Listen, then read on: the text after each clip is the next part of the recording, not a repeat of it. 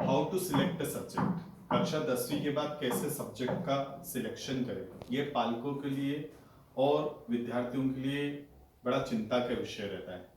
तो नमस्कार साथियों, मेरा नाम गोपाल सोनी है और excellent academy school Indore airport road पर मैं विद्यालय संचालित करता हूँ। पिछले 20 वर्षों से शिक्षा के क्षेत्र में कार्यरत हूँ और आज मैं आपको बताने जा रहा हूँ कैसे आप अपना सब्जेक्ट सिलेक्शन कर सकते हैं। तो सबसे पहले क्या लोग करते हैं जनरली जब वो 10वीं में आते हैं और सब्जेक्ट कैसे सिलेक्ट करते हैं। अगर आप अपने बड़े भाई बहन या कोई भी वरिष्ठ से पूछेंगे तो वो आपको बताएंगे। तो सबसे पहले लोग ये करते हैं, यदि मेरे दोस्त ने कोई सब्जेक्ट लिया है तो मैं भी वही सब्जेक्ट लूंगा या लूंगी, और ताकि दोस्ती ना छूटे और हम साथ में रहें। तो ये नहीं करना चाहिए।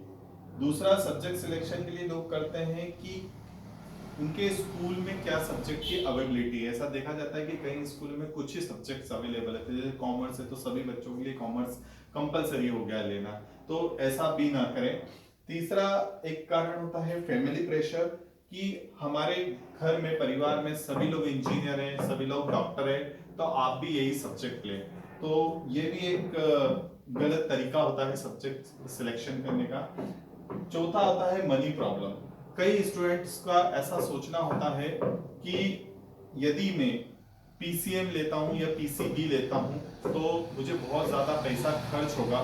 तो यह भी एक गलत सोचना है। ऐसा कुछ भी नहीं है कि अगर आप पीसीएम सब्जेक्ट लेते हैं तो ज्यादा पैसा खर्च होगा। पांचवा एक बात हो जाती है रॉन्ग गाइडेंस। अगर आपको गलत मार्गदर्शन है, जैसे कई लोग इसमें मार्गदर्शन कर देते हैं कि मैथ्स मत लो, बायोलॉजी मत लो, बहुत कठिन हो जाएगा, और अगर ऐसा लेंगे तो आपके लिए आगे डिफिकल्टी बढ़ेगी, सरल सब्जेक्ट लें जिससे पास हो जाए, तो ये भी एक गलत राय है। छठा है मनी अर्निंग प्लानिंग। कई स्टूडेंट ऐसा सोचते हैं कि यदि हम मैथ्स लेंगे या बायोलॉजी लेंगे तो बहुत जीवन में पैसा कमाएंगे, अगर दूसरे सब्जेक्ट्स लेंगे आर्ट्स वगैरह तो हम पैसा नहीं कमा पाएंगे। तो ये भी एक गलत तरीका है। तो ये जो 6 पॉइंट है जनरली लोग इसको देख के सब्जेक्ट लेते हैं, पर आपको ये 6 चीजें नहीं करना है। अब आपको क्या करना है वो इस साइड देखें। How to select a subject. सबसे पहले आपको कोई भी सब्जेक्ट सिलेक्ट करने से पहले ये आपको तय करना पड़ेगा कि आपका उस सब्जेक्ट में इंटरेस्ट कितना है। जैसे अभी कई सारे केसेस में देखने आता है कि उसकी कुछ बच्चों का इंग्लिश पार्ट बहुत अच्छा होता है या हिंदी बहुत अच्छा होता है, पर फिर भी वे बिना चाहे बिना सोचे समझे वो मैथ्स ले लेते हैं, जबकि वो आगे इंग्लिश लिटरेचर करके आगे बहुत कुछ कर सकते हैं, पीएचडी कर सकते हैं, टीचिंग फील्ड्स में जा सकते हैं, न्यूज एजेंसीज में जा सकते हैं। अगला जो होता है कैपेसिटी। हमें पता होना चाहिए, सबसे इंपॉर्टेंट पॉइंट है कि हमारी कैपेसिटी क्या है। जब तक आपको इतनी कैपेसिटी का पता नहीं चलेगा कि आप कितना लोड ले सकते हैं, उस हिसाब से आप सब्जेक्ट, तो इसके लिए आप जरूरी ध्यान दें कि आपके रिजल्ट्स क्या है, और 9th और 10th दोनों क्लास के रिजल्ट्स का इवेल्युएशन करें कि आपको मैथ्स में कितने नंबर आए हैं, साइंस में कितने नंबर आए हैं, और उसके हिसाब से सिलेक्शन करें। ऐसा कहा जाता है कि अगर आपके 55 मार्क्स से ऊपर है मैथ्स या साइंस में तो ही आप मैथ्स और साइंस लें।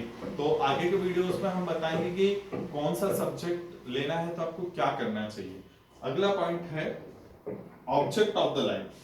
तो ये भी बहुत इंपॉर्टेंट होता है। कई बच्चे बहुत पहले से डिसाइड कर लेते हैं कि हमें डॉक्टर बनना है, हमें इंजीनियर बनना है, हमें सीए बनना है, सीएस बनना है, तो उसके हिसाब से वे सब्जेक्ट सिलेक्शन करते हैं। परंतु ऐसा हर केस में नहीं होता, हर बच्चा ये नहीं कर पाता है। तो अगर आपका ऑब्जेक्ट ऑफ द लाइफ पहले से है तय तो आप कोई सब्जेक्ट लेते हैं तब भी बहुत अच्छी बात है। जैसे फॉर एग्जांपल मैं आपको बताना चाहता हूँ, कोई स्टूडेंट गवर्नमेंट जॉब करना चाहता है तो उसे 11th 12th में मैथ सब्जेक्ट लेना चाहिए, क्योंकि कोई सा भी आप एग्जाम उठाएंगे उसमें मैथ्स और इंग्लिश जरूर जरूर आएगा, इसलिए 11th 12th का मैथ्स जो है सभी जगह आता है, इसलिए उसे ये वाला लेना चाहिए। नेक्स्ट है लर्निंग एंड राइटिंग। आप लोगों को ये भी पता होना चाहिए कि आपका लर्निंग और राइटिंग कैसा है। अगर आप देखिए, आप बहुत जल्दी लर्निंग कर लेते हैं, शब्दों को याद कर लेते हैं, कठिन से कठिन शब्दों को, तो आपको बायोलॉजी सब्जेक्ट लेना चाहिए।